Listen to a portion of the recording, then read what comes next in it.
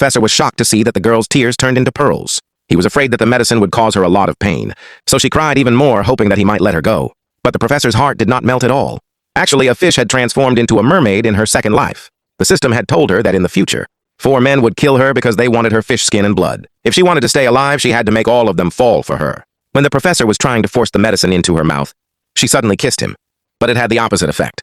The professor became even more convinced that mermaids were extremely cunning, and whatever little feelings he still had for the girl completely disappeared. Thinking about why he hated her even more even after she kissed him, the girl was completely heartbroken. The professor said that after taking the medicine, she would get human legs. Then he fed her the medicine directly from his own mouth. The next moment, her fishtail transformed into human legs and she was stunned. This was nothing like what the system had told her. Just then, she heard the voices of 2 more men.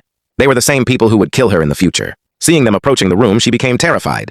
She begged the professor to hide her, but he coldly replied that it was not his problem. The girl quickly said that she only liked him and no other human. Hearing this, the professor fell silent for a few moments. Meanwhile, the 2 men outside were wondering which one of them the mermaid would choose as her lover. But the professor told them that there was no mermaid there. One of the men became suspicious and wanted to search the room, but the professor stopped him by making an excuse about confidential research. In the end, both men had to leave.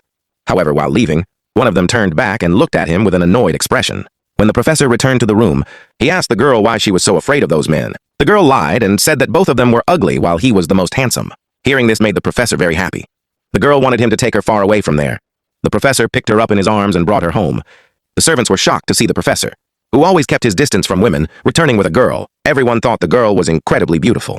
The professor told the maid to keep a close watch on her, which made the girl nervous.